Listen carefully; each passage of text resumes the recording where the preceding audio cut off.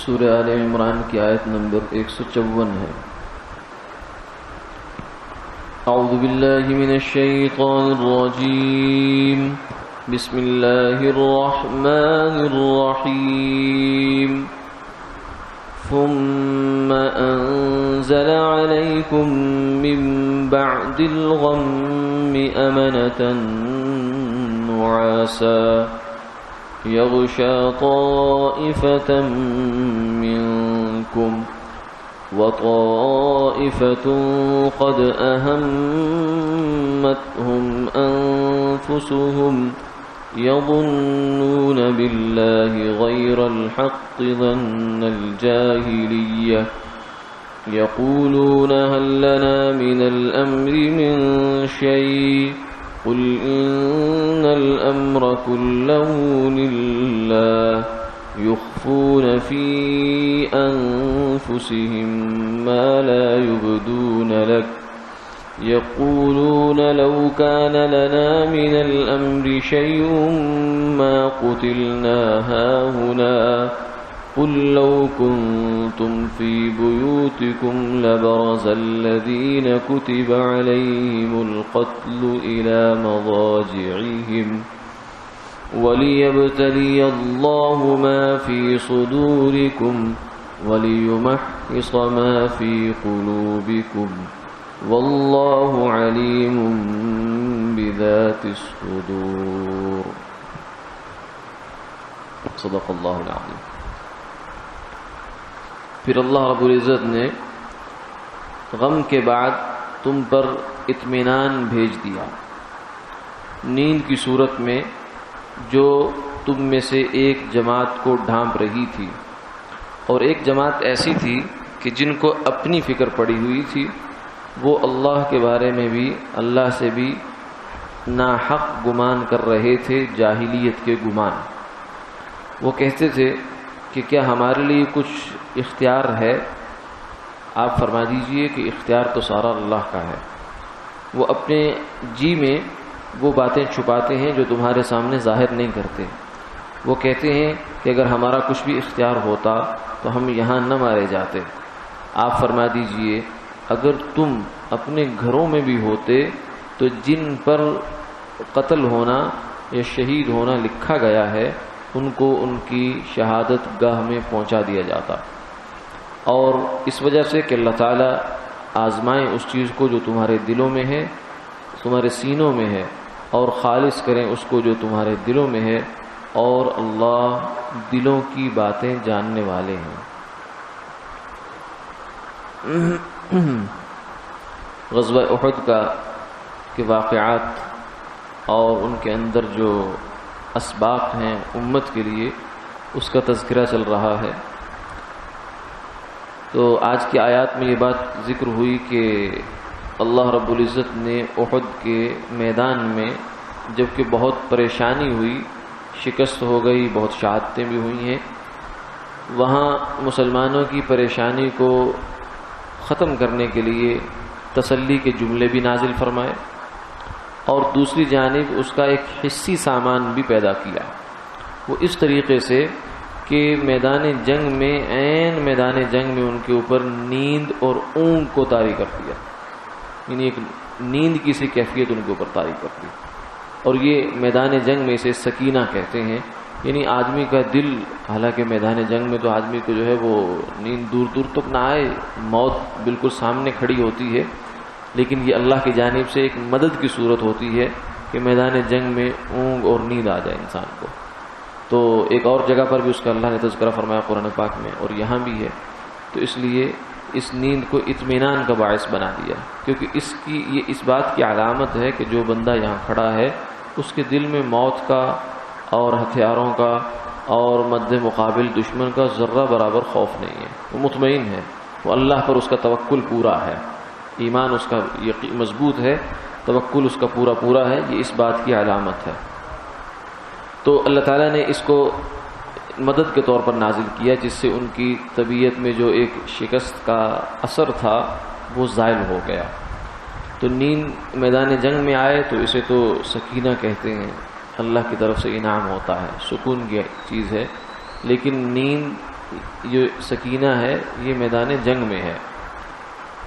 علم کی مجلس میں، وعظ و نصیحت کی مجلس میں، ذکر کی مجلس میں اگر نیند آئے تو یہ سکینہ نہیں ہوتی.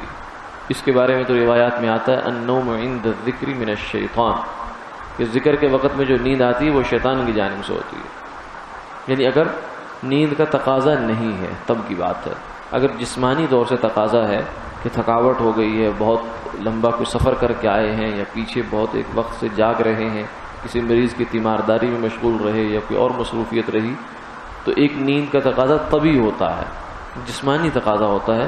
وہ تو شیطان کی جانب سے نہیں ہوتا، وہ تو آپ کی اپنی ضرورت ہے. جسم اللہ تعالیٰ نے بنایا ہے، ایسا ڈیزائن کیا ہے کہ وہ ایک حد تک چلنے کے بعد وہ دوبارہ آرام مانگتا ہے، پھر وہ نیا ہوتا ہے. تو اگر تو نیند کا تقاضا اس طرح کا ہو تو پھر تو اس کا حل یہ ہے کہ سو جائے انسان. اگر کوئی نماز کے فوت ہونے کا اندیشہ نہیں ہے تو سو جائے اور آنکھ لگا لے، آرام کر لے، اور اس کے بعد پھر تازہ دم ہو کر دوبارہ اپنے کام میں لگ جائے. لیکن اگر نیند پوری ہے اور کوئی تقاضا ظاہری نہیں ہے اور پھر بھی جب ذکر میں بیٹھے ہیں، وعظ و نصیحت میں بیٹھے ہیں، درس میں بیٹھے ہیں، پھر نیند آ رہی ہے، تو اس کا مطلب یہ ہے کہ یہ نیند من الشیطان، یہ سستی ہے، یہ شیطان لا رہا ہے تاکہ خیر کی بات اور خیر کی جو چیزیں ہیں وہ سننے نہ دے پوری طرح سے. بہرحال جنگ میں، میدان جنگ میں یہ نیند اللہ کی رحمت ہوتی ہے. تو فرمایا کہ ایک طائفہ، مسلمانوں کے لشکر کا ایک حصہ جو مخلص مسلمان تھے، ان کو اللہ نے یہ کیفیت دے دی. اور جو دوسرا گروہ تھا منافقین کا، ان کے بارے میں یہ تھا کہ ان کو بیچاروں کو تو فکر ایسے سر پر سوار تھی کہ کیا ہوگا، کیا ہو رہا ہے، کیا ہونے جا رہا ہے، وہ یہی اسی غم میں. اور جو خود مسلمان ہیں جن کے ساتھ یہ سب کچھ ہوا ہے، وہ ان کو خبر بھی نہیں ہے، وہ مطمئن بیٹھے ہوئے. بلکہ اس حد تک نیند آئی تھی، صحابہ کہتے ہیں کہ ہماری جو ٹھوڑیاں تھیں وہ ایسے ہمارے سینوں کے ساتھ لگ گئی. حضرت ابو طلحہ رضی اللہ تعالیٰ عنہ فرماتے ہیں، انصاری صحابی، کہ میری کئی دفعہ ایسا ہوا کہ تلوار میرے ہاتھ سے چھوٹ کر گری، پھر میں نے پکڑی، پھر گر رہی، پھر پکڑ رہا ہوں اس کو. اس حد تک نیند کا غلبہ ہو گیا. اور جو دوسرا گروہ تھا، فرمایا کہ وہ اپنی جان کے اس بیچارے کو لالے پڑے ہوئے تھے، یظنون، اور وہ طرح طرح کے خیالات، وساوس، شکوک دل میں آ رہے ہیں. ایک یہ ہے کہ اللہ تعالیٰ پتہ نہیں مدد کریں گے کہ نہیں کریں گے، کیا بنے گا. اور دوسرا یہ ہے کہ انہوں نے یہ خیال کر لیا تھا کہ حضور اقدس صلی اللہ علیہ وسلم کی جو شہادت کی خبر آئی تھی، افواہ پھیلی تھی کہ یہ تو گویا کہ آپ کے نبی نہ ہونے کی علامات ہے. یہ ایک مفروضہ اپنے ذہن میں گھڑا ہوا تھا کہ اگر حضور نبی ہوتے تو شہید نہ ہوتے. پتہ نہیں کیسے انہوں نے گھڑ لیا. لیکن بہرحال قرآن پاک نے اس کی تردید فرمائی کہ ظن الجاہلیہ، یہ جو اللہ کے بارے میں، یہ اللہ کے حبیب صلی اللہ علیہ وسلم کے بارے میں یہ گمان، یہ تمہارا جاہلیت کا، ناواقفیت پر مبنی گمان تھا. اور پھر ایک دو تبصرہ وہ یہ بھی کر رہے تھے.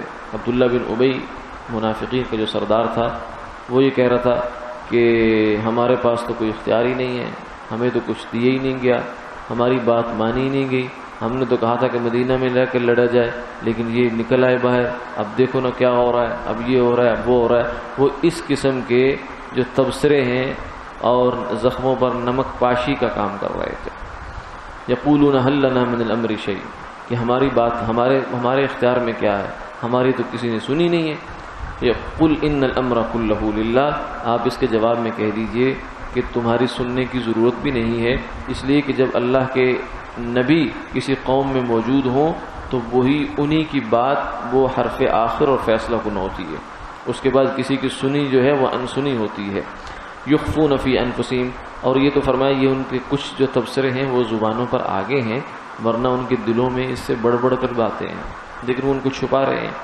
اور ساتھ ہی وہ یہ بھی کہہ رہے تھے کہ یہ جو 70 صحابہ شہید ہو گئے، لو کان لنا من الامر شیء، اگر ہمارے اختیار میں ہوتا جنگ کا ترتیب اور نقشہ ہمیں دیا جاتا، ما قتلنا ہاہنا، تو ہمارے بندے یہاں آ کر نہ مرتے.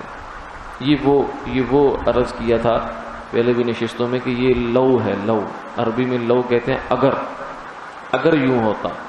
اس کے بارے میں کہا کہ یہ شیطان ہے، یہ شیطان کا جملہ ہے، شیطان کی آنت ہے، یعنی اتنی لمبی ہے کہ یہ کبھی ختم نہیں ہوتی. اس کا جو ختم کرنے کا طریقہ ہے وہ صرف عقیدہ تقدیر ہے کہ جو کام کرنے سے پہلے انسان پوری احتیاط برتے، لیکن جب کچھ ہو گیا، اللہ کی جانب سے اتفاق ہو گیا، حادثہ ہو گیا، تو اب اگر مگر یہ کرنے کی ضرورت نہیں ہے، کیونکہ یہ ایسا نہ ختم ہونے والا سلسلہ ہے جو انسان کو پریشان پہ پریشان کیے جاتا ہے، نتیجہ کچھ نہیں ہے۔ اگر کوئی حادثہ ہو گیا تو ہو گیا، آئندہ احتیاط کریں۔ حادثات سے یا اسباب سے سبق لینے کی چیز یہ ہوتی ہے کہ آئندہ انسان احتیاط کرے، لیکن اسی واقعے کے اوپر بیٹھ جانا اور ساری زندگی اسی کا قصیدہ پڑھتا رہنا اور یہ سوچتے رہنا کہ اگر ایمبولینس وقت پہ پہنچ جاتی تو شاید بندہ بچ جاتا، اگر اشارہ بند نہ ہوتا تو یوں ہو جاتا، اگر جو ہے موسم ٹھیک ہوتا تو یوں ہو جاتا، اگر ہسپتال میں ایمرجنسی والے موجود ہوتے تو پتہ نہیں کیا کیا کیا کیا اگر چلتا رہتا۔ تو یہ اس کو فرمایا لو کانا، یہ منافقین کا جملہ القرآن پاک میں ذکر کیا، لو کانا من امر شیء ما قتلنا ہاہنا، اگر ہمارے پاس معاملہ ہوتا تو ما قتلنا ہاہنا، ہم یہاں نہ مارے جاتے۔ آگے اللہ نے اس کا جواب دیا، فرمایا لو کنتم فی بیوتکم، کان کھول کے سن لو، اگر تم، یہ تو تم کہہ رہے ہو نا کہ ہمارے اختیار میں ہوتا تو نہ مارے جاتے، تم اپنی ماؤں کے گھروں میں ان کی گودوں میں بھی بیٹھے ہوتے اور اللہ نے جب طے کر لیا کہ فلاں بندے کی موت اس میدان میں اس حالت میں ہونی ہے تو اس نے آنا تھا یہاں۔ یہ کیسے ہو سکتا ہے کہ اللہ کا فیصلہ تو یہ ہو اور تم کہو کہ ہم اپنی تدبیر سے بچ جائیں گے؟ ایسا نہیں ہو سکتا۔ اینما تکونوا یدرککم الموت ولو کنتم فی بروج مشیدہ، فرمایا کہ قرآن پاک کی دوسری جگہ کہ تم جہاں بھی ہو، چاہے تم چونے گچھ کے مضبوط قلعے برج بنا لو، جہاں تک کوئی دشمن کا تیر، کوئی گولا، کوئی ہتھیار، کوئی بنکر بنا لو آج کل کے زمانے میں جس پر ایٹم بم بھی اثر نہ کرے، تو کیا موت کو روک لو گے؟ نہ، یدرککم الموت، موت تمہیں آ کر پکڑ لے گی، اور بلکہ خود انسان موت کے منہ میں جاتا ہے۔ اللہ کا ایسا نظام ہے، عجیب نظام۔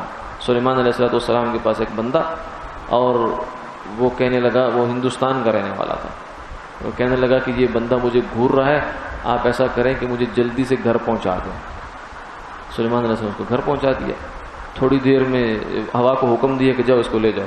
تھوڑی دیر میں وہ جو بندہ تھا وہ اسرائیل تھے، وہ واپس آئے اور آ کر کہا حضرت آپ نے میری بڑی مشکل آسان کر دی، کیونکہ مجھے اللہ نے حکم دیا تھا کہ اس بندے کی روح تم نے فلاں جگہ قبض کرنی ہے، اور وقت بہت تھوڑا رہ گیا تھا اور حکم تو ایسے ہی پورا ہونا تھا، تو میں پریشان تھا کہ یہ کیسے ہوگا۔ لیکن اللہ کا نظام ہے جو فرشتوں سے بھی ورا ہے، فرشتوں کو بھی علم نہیں ہوتا کہ کیا ہونے والا ہے۔ اللہ تعالیٰ نے اس کو اس تدبیر سے چلایا کہ اس بندے کو جھٹ پٹ میں آن کی آن میں وہاں پہنچایا اور وہاں سے اس کو روح قبض کروا دیا۔ تو اس لیے جس انسان کی موت کا جو وقت، جہاں، جس جگہ، جس حال میں لکھا ہے، اس میں کوئی تبدیلی نہیں ہو سکتی۔ لو کنتم فی بیوتکم، اگر گھروں میں ہوتے، لبرز الذین کتب علیہم القتل الی مضاجعہم، تو پھر بھی تم خود نکل کر ان جگہوں پر آ جاتے۔ تو اب تو چلو جو ہے اللہ کے نبی کے حکم پر آئے ہو، اللہ سے اجر کی امید میں آئے ہو، شہید ہو گئے ہو، تو اب اس پر افسوس کرنے کی کیا ضرورت ہے؟ شہادت تو وہ رتبہ ہے کہ جس پر خوشی کرنی چاہیے، بجائے اس کے کہ انسان ماتم کرے، جو ہے افسوس کرے اور اس کے لیے جو ہے وہ تعزیہ اور صف ماتم بچھا دے۔ اس کی وجہ تو مرتبہ ہے، اعزاز ہے قرآن پاک میں اللہ نے من النبیین والصدیقین والشہداء، جو اس انسانیت کے جو بنائے ہیں درجہ بندی کی ہے، سب سے اوپر درجہ نبی کا، اس سے نیچے صدیقین کا، اس سے نیچے شہداء کا، جو راہ خدا میں شہید ہوتے ہیں ان کا رتبہ یہ ہے۔ تو آدمی تو اس کو پریشان ہو جائے کہ بھئی یہ کیا ہو گیا، تو اللہ کے ہاں تو اتنا بڑا رتبہ لکھا گیا۔ وَلِيَبْتَلِيَ اللَّهُ مَا فِي صُدُورِكُمْ، پھر فرمایا کہ اس احد کے اس واقعے میں اللہ تعالیٰ نے بہت سارے مسائل سمجھانے تھے، تمہاری تربیت کرنی تھی اور تمہیں بہت سے سبق دینے تھے صحابہ کرام کو۔ واللہ علیم بذات الصدور، فرمایا کہ اللہ دلوں کی باتیں جانتے ہیں۔ یہ منافق یہ نہ سمجھے کہ ہم نے کچھ دل میں رکھ لیا ہے، صحابہ کو یا حضور کو پتہ نہیں چلا، اللہ تو جانتے ہیں، اللہ سے تو کوئی چیز مخفی نہیں ہے، وہ اپنے حبیب کو ساری باتیں بتا دیتے۔ بلکہ یہ جو ہے یہاں ان کا جو کلمہ تھا حل لنا من الامر شیء، ہمیں ہمارے پاس کیا ہے، یہ بھی انہوں نے اپنے آپس میں کہا تھا۔ ایک صحابی کے کان میں ویسے ہی پڑ گئی یہ بات، اور ادھر ان کے کان میں پڑی، ادھر جبریل علیہ السلام نے وحی سے ان کے اس کلمے کو نقل کر دیا۔ وآخر دعوانا الحمدللہ رب العالمین۔